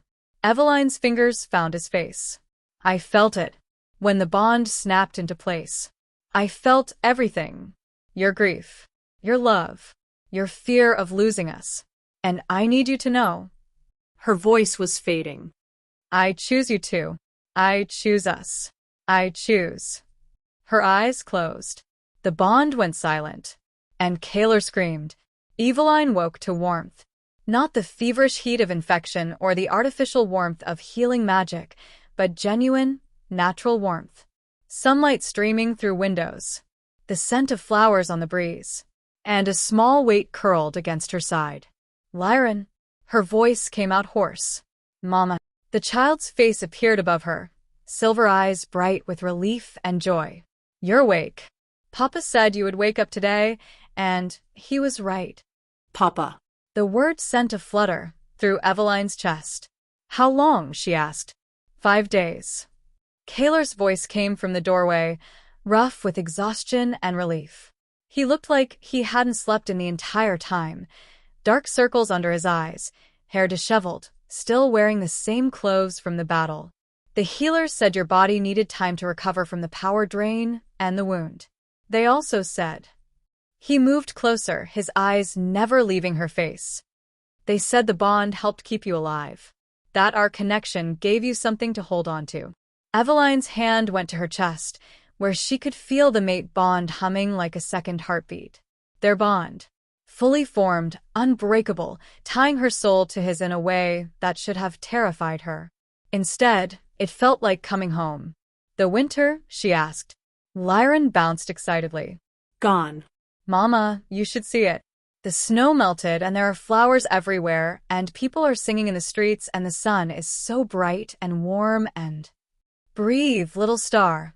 Eveline laughed, then winced as the movement pulled at her healing wound. Kaylor was at her side immediately, his hand gentle on her shoulder. Careful. You're still recovering. Their eyes met, and the bond between them pulsed with emotion too complex to name. Relief. Fear. Love. Hope. Vorian? Eveline asked quietly. Gone. The spirits took him. Kaylor's jaw tightened. And we've spent the last 5 days rooting out his co-conspirators. The court has been extensively purged. That sounds ominous. Only for the traitors. His hand found hers, fingers intertwining. For everyone else, it's been a celebration. The curse is broken. The king is no longer grief-stricken and isolated. And the kingdom has a new spirit guide and future princess. It took Eveline a moment to realize he meant her and Lyran. Kaylor, I never agreed to. I know. He cut her off gently. And I'm not assuming anything. But I need to ask you something properly. When you're ready. When you're strong enough to. Ask me now. He blinked. Eveline, you just woke up. You should rest, recover. Take time to. I've had 5 days to think while my body is healing, she interrupted. 5 days where the bond between us was singing in my blood, where I could feel your presence even in unconsciousness. 5 days where Lyran apparently called you Papa and you didn't correct her. So ask me, Kaylor. Ask me properly. He took a shaky breath, and she realized the fearsome Alpha King was nervous. Eveline. He brought her hand to his lips, pressed a kiss to her knuckles. Will you be my mate? My queen? Not because fate demands it. Not because the bond formed in battle. Not because your daughter needs a father or my kingdom needs a spirit guide. But because I choose you. Because you and Lyran gave me a reason to live again. Because I love you both more than I thought I could ever love anything again. Tears spilled down Eveline's cheeks. You love us. Desperately. Completely. Terrifyingly. His voice was raw. I know it's fast. I know we barely know each other. I know you have every reason to be cautious after everything you've been through. But I need you to know. Yes. Kaylor stopped mid-sentence. Yes. Yes, I'll be your mate. Your queen. Eveline pulled him closer, ignoring the protest from her healing wound. I choose you too, Kaylor. I choose us. I choose this family we've somehow built from grief and snow and impossible circumstances. Lyran squealed with joy, throwing her arms around both of them. I told you. I told you we were supposed to be together. And for the first time in 3 years, Kayla laughed. Really laughed. The sound was rusty, unpracticed, but genuine. 3 weeks later, under the full moon, the formal bonding ceremony took place in the palace gardens where flowers now bloomed in impossible profusion. The entire kingdom had turned out to witness their grieving king finally find happiness again. Eveline wore a gown of silver and white, her Ethersong heritage honored in every stitch. Kaler stood in formal ceremonial armor, but his eyes were soft as he watched her approach. And between them stood Lyran, holding both their hands, her silver-streaked eyes glowing with joy. The high priestess spoke the ancient words. Kaler and Eveline exchanged vows, not just of love, but of partnership, of chosen family, of building something new from the ashes of what they'd both lost. When the bond was formally sealed, silver light exploded from all three of them, washing over the assembled crowd. And across the kingdom, the last traces of the winter curse shattered like glass. The pack howled, not in mourning, but in celebration. Their king had found his queen. Their kingdom had found hope. And winter had finally, truly ended. In the months that followed, the kingdom transformed. Kaler established new laws protecting refugees and the hunted. Eveline became the official spirit guide, using her Ethersong gifts to mediate disputes and counsel the king. Lyran was formally adopted as crown princess, her powers carefully trained under Eveline's guidance, and the ancient texts recovered from the palace archives.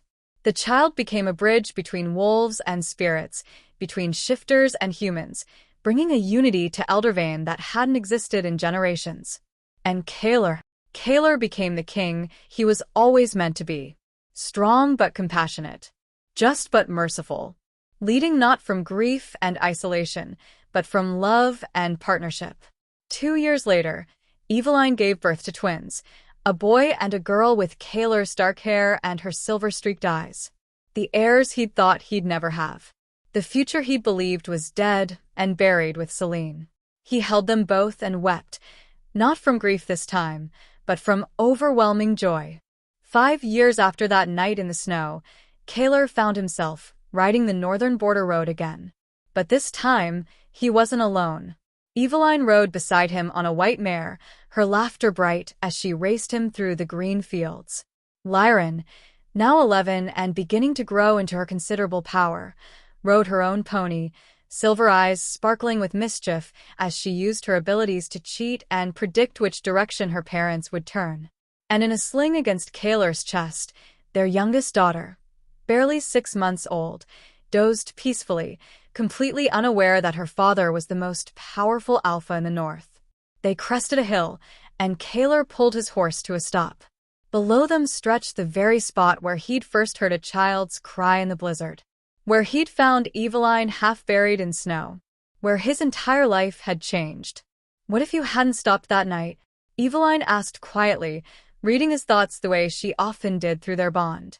Kaler looked at her, his mate, his queen, his partner in all things. Then at Lyran, racing circles around them on her pony.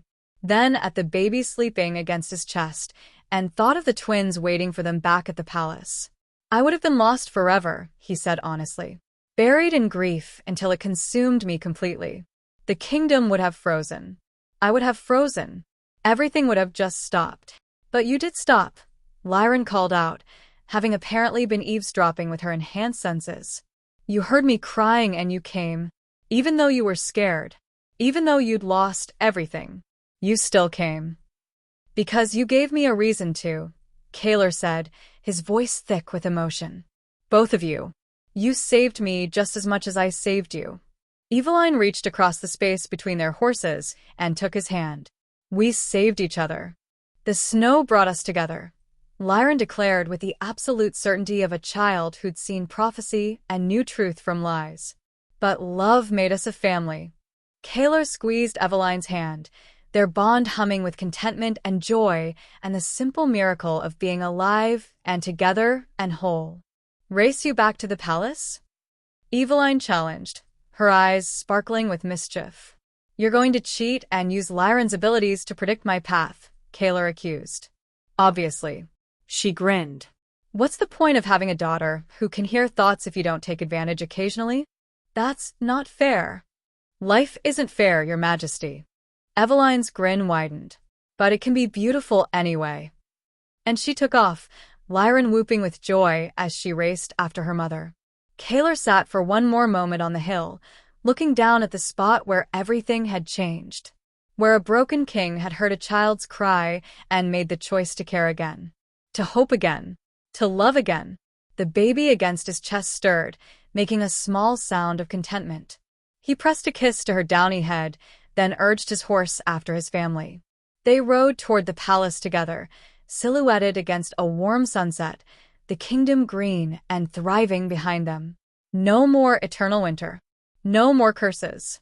Just a family built from impossible circumstances, choosing each other again and again, every single day. And in the land where winter had once reigned eternal, spring had finally come, not through magic or prophecy, but through the simple, fierce choice to love again. The end.